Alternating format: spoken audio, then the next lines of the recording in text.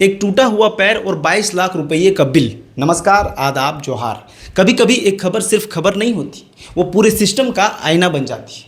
आज की खबर भी कुछ ऐसा ही है। एक 18 साल का लड़का, सिर्फ उसका पैर टूटा था। सोचिए, पैर टूटा था, उसे अस्पताल ले जाया गया।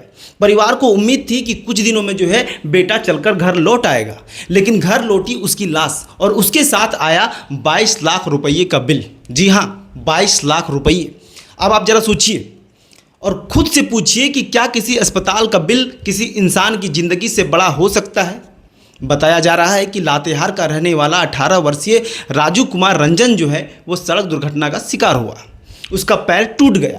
उसे रांची के मेन रोड स्थित राज अस्पताल में भर्ती कराया गया। यह कोई ऐसी बीमारी नहीं थी जिसे सुनकर डॉक्टर भी घबरा जाए। एक फ्रैक्चर, जिसका इलाज हर दिन हजारों अस्पतालों में होता है, लेकिन यहाँ इलाज की कहानी बदलती चली गई। कहा जा रहा है कि इलाज के दौरान पैर में संक्रमण फैल गया, संक्रमण बढ़ता गया, मरीज आईसीयू में पहुँच गया और आखिरकार उसकी मौत हो गई। अब सवाल यहाँ से शुरू होता है, एक टूटा हुआ पैर आईसीयू तक कैसे पहुँच गया? संक्रमण आखिर क्यों हुआ? क्या इलाज में कहीं लापरवाही हुई? क्या समय रहते सही फैसला नहीं लिया गया, या फिर कुछ और हुआ? इन सवालों का जवाब डॉक्टर देंगे, जांच देगी, लेकिन सवाल पूछना जनता का अधिकार है। अब दूसरी ओर तस्वीर देखिए।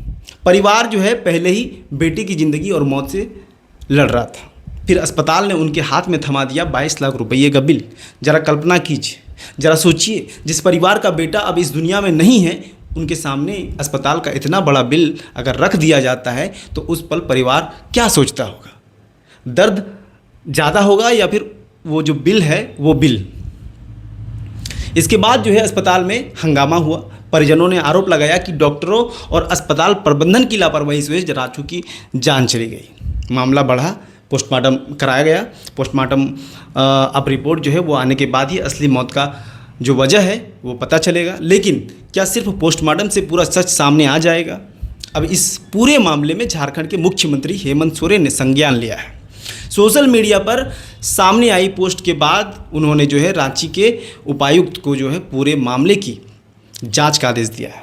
दोषियों के खिलाफ कार्रवाई की बात कही गई है और ये अच्छी बात है। लेकिन क्या हर मामले में मुख्यमंत्री को सोशल मीडिया देखना पड़ेगा?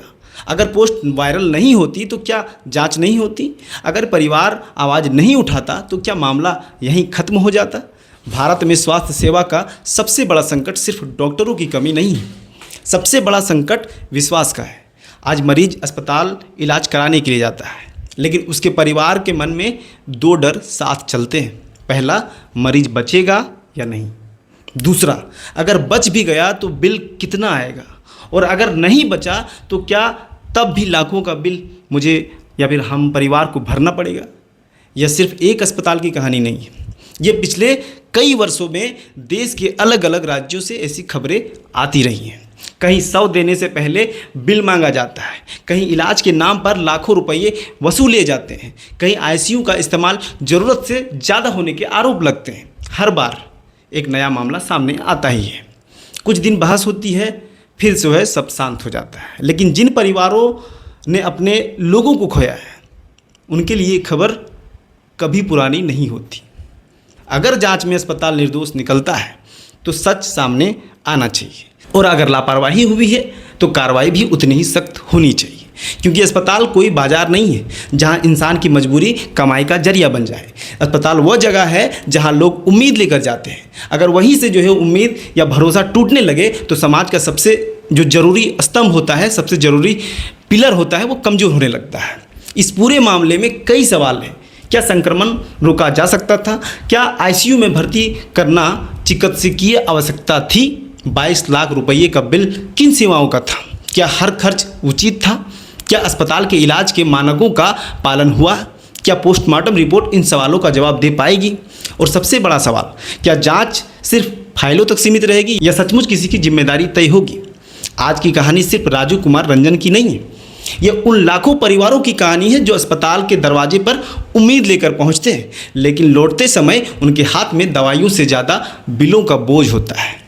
उम्मीद है कि इस मामले की निष्पक्ष जांच होगी, और अगर गलती हुई है तो जिम्मेदार लोग उनको सज़ा मिलेगी। और अगर आरोप गलत है तो वह भी साफ साफ सामने आएगा, क्योंकि न्याय सिर्फ होना ही नहीं चाहिए, न्याय होने के बाद जो है वो दिखना भी चाहिए। धन्यवाद। अगर आपको लगता है कि स्वास्थ्य व्यवस्था में पारदर्शिता और जवाबदेही खुलकर चर्चा होनी चाहिए तो इस वीडियो को साझा करें और अपनी राय कमेंट बॉक्स में जरूर लिखें। मिलते फिर एक नए वीडियो में नई जानकारी और नए सवाल के साथ, तब तक के लिए जय हिंद, जय झारखंड, जोहार झारखंड।